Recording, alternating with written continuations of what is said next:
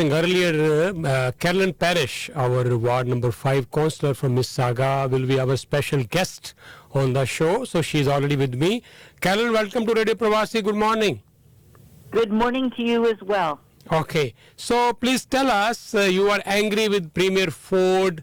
Development charges he wants to write off for the builders. Most of the, I would say many of the mayors of big cities, they were already on this, they were unanimous on this issue that it should not be done by these by the province because it's the major source of income revenue for cities. But you are really upset with the premier. Any reason for that? Well, I'm particularly upset with the MPPs for Mississauga, all 6 of them, because they obviously are not questioning this at all. The simple math is development charges are used to pay for sewers, replacement of roads, bridges, like our Gorway Bridge. All these things come out of development charges. And if you don't have development charges, they get added onto the property tax bill. And development charges are on new properties, new buildings, and every house in Mississauga and every condo in Mississauga and every apartment in Mississauga for 30 years has paid development charges.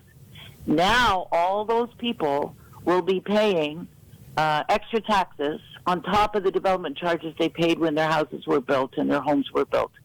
So there is no compensation coming from the province. This is all taking the developers or the DCs and giving it extra profit for developers. On a 700 square foot condominium, it costs about $1,000 a foot to build it. And that's a $700,000 unit. Now the developers will make $385 a square foot instead of what they were making before, which was $235. So $269,500 of a $700,000 condominium will go straight into developers' pockets. Now, why would Premier Ford do this? Yeah, that's a good question. Everyone is asking, but he has not replied to this question so far. But I'm sure most of the mayors of all these big cities, they are unanimous on this.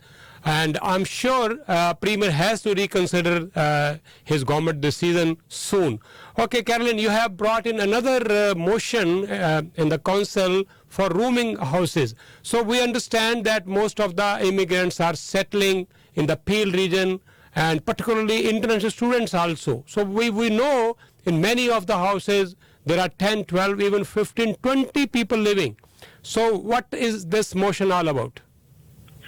The motion is to do a study, and you'll notice yesterday Toronto legalized rooming houses, but they legalized them with a maximum of 6 tenants. It's a good form of housing for students, for new immigrants, because at $400 a room, a house with 6 pays $2,400 to the owner of the home, which is what you would pay to rent a house usually. So it's a very good form of housing for new people coming into Malton, for example, or going to Humber College. The problem arises when you put 15 people in a house. The bathrooms can't take it, the kitchens can't take it, and we have no ability under the law to go into a house and inspect as to how many people live there. Okay. You have to get permission from every person living in that house to go in and inspect.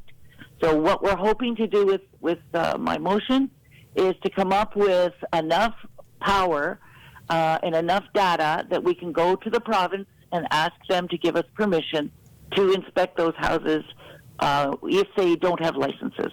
Wonderful. And I'm sure these houses are very, very in such a situation, dangerous situation, fire hazard or any kind of accident can happen there, and definitely they need to be checked, inspected on regular basis. Okay, last but not the least, the firework issue we have already talked a couple of times. Okay, so whatever happened at Westwood Mall, we don't want to happen it again in any time. So the City of Brampton has already passed a motion, made it mandatory that no kind of fireworks will be allowed. What is the status of City of Mississauga now?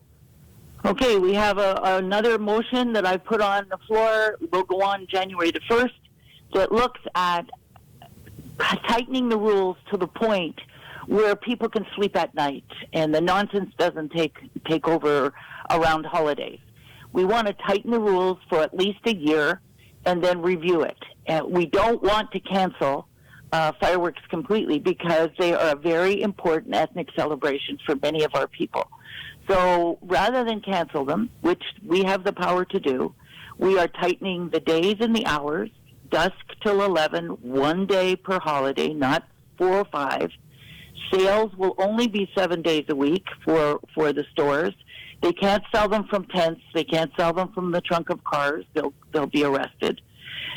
Increase bylaw enforcement and fine those that are not only shooting them on public property, but the owners of the homes where people are shooting fireworks inappropriately. The owner will be fined as well as the person on the front lawn. We're going to try it for 1 year, and at the end of 1 year, we're going to do a review. And if people don't understand that you do them carefully and thoughtfully, then we're going to have to ban them as well. Okay. Thank you so much, Carol, sharing this information with us. But the only question is that do city have so many resources on that night, that particular night, so that those who are violating it should be penalized? Yes, we have already talked about targeting areas, and I think Malton is going to be one because Brampton has banned fireworks, so a lot of the people from Brampton will come down into Malton, where they have family. So we are going to concentrate our enforcement in the areas that have had problems before, so Malton should be loaded with bylaw officers. We are also going to hire private security companies to come in and add to the city's allotment of bylaw officers so that we should have good coverage.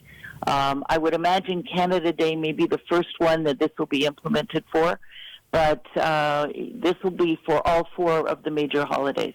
Okay, it will be very interesting to see this experiment, what are the outcomes, and if it works well, I'm sure others will also follow later on. But anyway, thank you so much. You are well known for your blunt, your vocal views. You always talk openly on any issue, and you always try to bring relevance motions, in the city. And thank you so much for all that. And you have great holidays. We wish good, health for you and your family and your staff. Thank you very much, Rajinder. I always like coming on your show. You always ask good questions and you care about the community. Thank you so much, Karen. Have a great time. Bye-bye. Okay.